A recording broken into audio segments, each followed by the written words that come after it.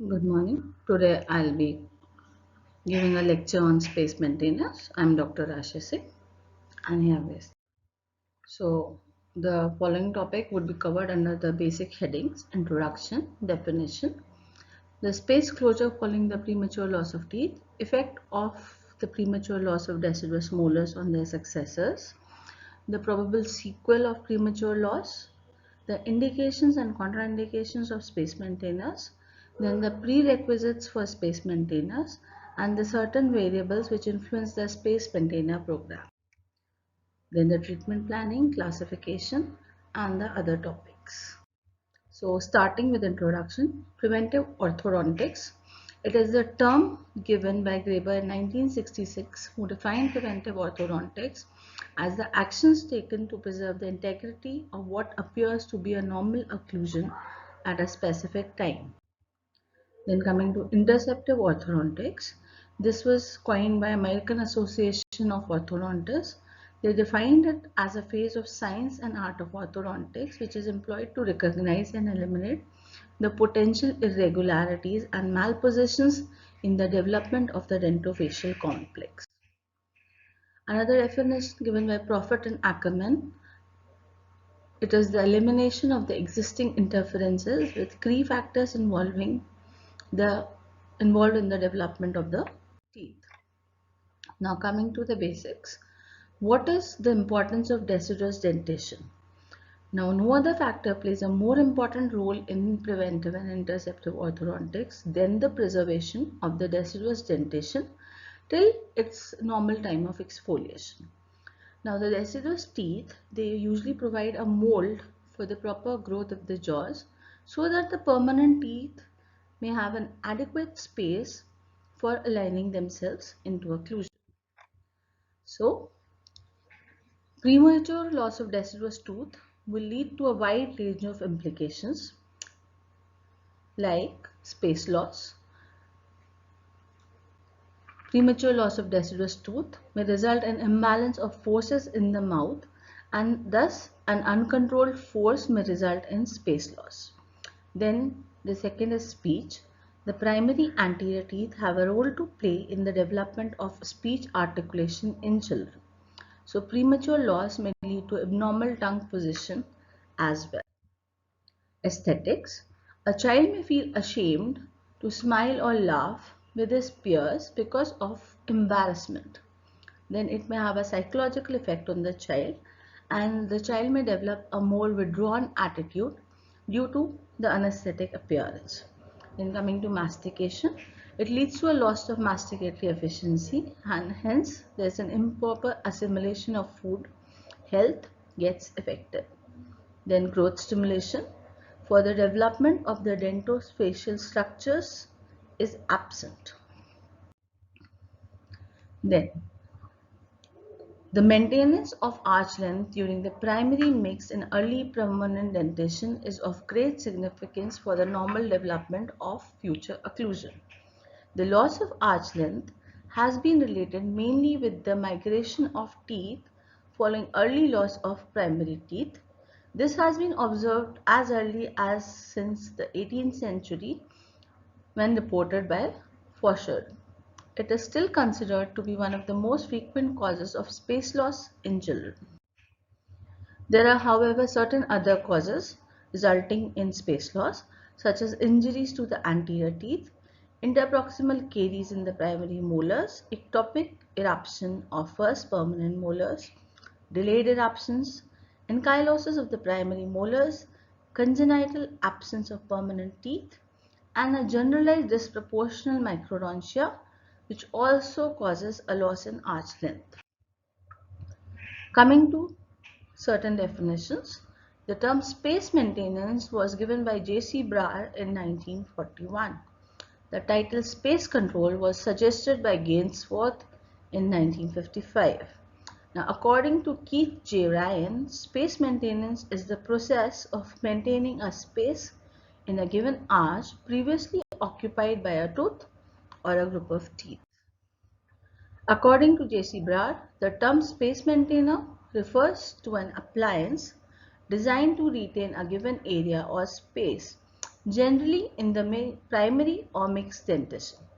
Now, according to Bachchar's clinical dental terminology, space maintainer is a fixed or removable appliance designed to preserve the space created by the premature loss of a tooth. Fixed space maintainer. A fixed space maintainer is a space maintainer which is not intended to be removed by the patient. Then you have a removable space maintainer. It is a space maintainer designed for easy removal for cleansing and adjustment. Then space regainer. A space regainer is a fixed or removable appliance capable of moving a displaced permanent tooth into its proper position in the dental arch. Now, according to Martinez and Isbach, space maintainers are orthodontic appliances used to prevent the loss of arch length. Then coming to the objectives of space maintenance. According to Graeber, the best space maintainer is the tooth itself with proper mesodistal diameter. Objectives are preservation of the primary spaces, preservation of the integrity of the dental arches, preservation of normal occlusal planes, and in case of an anterior space maintenance, it should aid in both aesthetics and phonetics. Incidence of closure. According to Willett, the premature loss of deciduous canine is followed by a closing up of a space in the mandibular arch. The distal roots of the second decidual molars frequently resorb, permitting the first permanent molar to migrate forward. Rate of closure. The rate of closure indicates that maxillary spaces have a higher average rate than the mandibular extraction spaces. Maxillary second deciduous molar spaces have greatest average rate of closure. Rate of space loss after second deciduous molars is 8 times greater than that for first deciduous molars. The space loss is more severe in the upper or maxillary arch. In coming to amount of closure, maxillary spaces close more than the mandibular spaces. Breakspear, Clinch and Healy noted combined DNA spaces in the space quadrant appear to close less than the E spaces alone. According to Seward, he found that 1.8 mm closure in the maxilla followed premature extraction of first deciduous molars and about 1.7 mm closure in the mandible. Then direction of closure. Premature extraction spaces may close by the following. There may be a mesial movement of the teeth distal to the space. There may be a distal movement of the teeth mesial to the space, or both occurring simultaneously. Now coming to space maintainers, its indications and contraindications and other topics in the following manner. Coming to the indications, space maintainers are indicated in the following cases. If the space after the premature loss of deciduous teeth shows signs of closing, if the use of space maintainers will aid in or make the future orthodontic treatment less involved, if the need for the treatment of malocclusion at a later age is not indicated. Then coming to functional space maintainers, they are indicated when the space for the permanent tooth should be maintained for 2 years or longer to avoid the supraeruption of a tooth from the opposing arch, to improve the physiology of a child's masticatory system and restore dental health optimally. Removable appliance may be indicated when aesthetics is of importance. Abutment teeth cannot support the fixed appliance. Cleft palate to be closed with the denture. When unerupted permanent teeth are expected not to erupt within the 6 months. The child has reached a mental age of 24 months. Coming to contraindications of space maintainers, they are contraindicated if the radiograph of the extraction region shows 1/3 of the root of the succedaneous tooth is already calcified, when the space left by the premature loss of primary tooth is greater than the space needed for the permanent successor as indicated radiographically.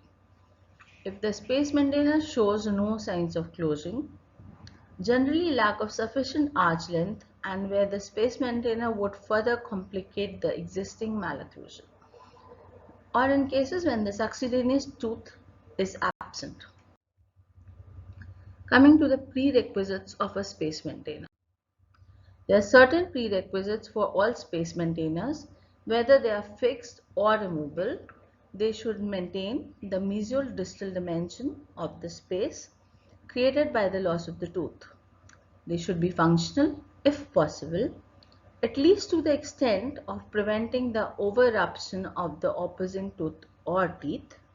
They should be as simple and as strong as possible. They should not interfere with the normal occlusion adjustments. They must not endanger the remaining teeth by imposing excessive stresses on them.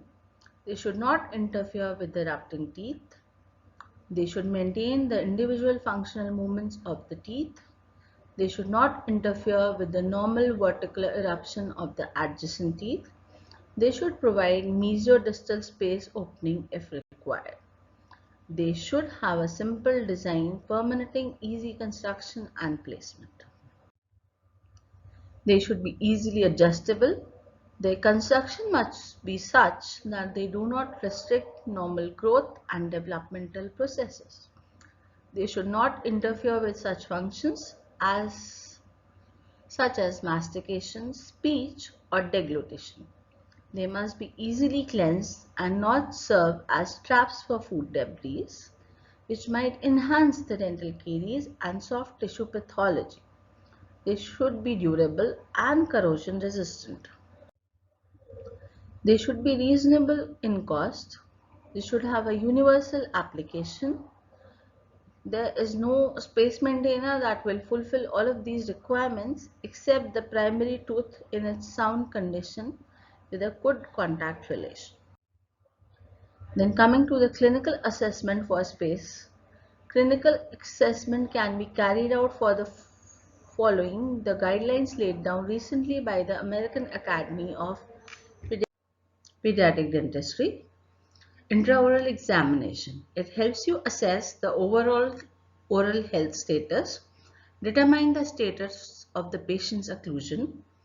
Then facial analysis. It helps you determine the asymmetric growth patterns and the lateral deviations in the mandible.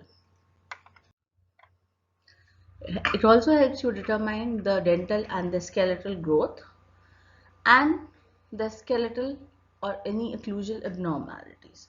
Coming to functional assessment, it helps you assess the functional factors such as habits, or it also helps you detect various TMJ dysfunctions. Now, apart from the above guidelines, the following factors should also be considered before deciding the treatment plans. So the factors are as such. Number one is position of the incisors. This gives an indication as to the amount of space actually present. Then crowding. This would indicate 1 mm minimum requirement. Depth of the curve of Spee. The correction of 1 mm depth on either side of the arch yields a 1 mm linear space per side. Then midlines. Shift of the midline may require additional space. Leeway space. Whether it is maintained, regained depends upon the arch length analysis. Coming to classification of space maintainers. According to Hitchcock, space maintainers have been classified in various ways. They can be classified into removable or fixed or semi-fixed. They can be classified as with bands or without bands, into functional or non-functional space maintainers, active or passive space maintainers, or there may be certain combinations of the above. Space maintainers were classified with Raymond Thurlow as removal, complete arch. Complete arch can be further divided into lingual arch, extraoral anchorage, and individual tooth. Ritson classified space maintainer as follows. He classified them into fixed appliances. The class 1 can be classified into non-functional and functional types. Non-functional types are bar type and loop type. Functional types are pontic and lingual-arch type. Class 2 is a cantilever type, for example, distal shoe or a band and loop space maintainer. And then they can be classified into removable, like an acrylic partial denture. Coming to advantages of the removable appliances, it is easy to clean, it maintains or restores the vertical dimension, it can be used in combination with other preventive procedures, it can be worn part-time, allowing circulation of the blood to the tissues. It serves in other important functions like aesthetics, phonetics, and mastication. It also helps keeping the tongue in bounds. It stimulates eruption of permanent teeth. Band construction is not necessary. Dental checkups for caries detection can be made easily. Room can be made for permanent teeth to erupt without changing of the plans. Coming to disadvantages, it may be lost or can be broken by the patient. The patient may not wear it. It may irritate the underlying soft tissues. Thank you.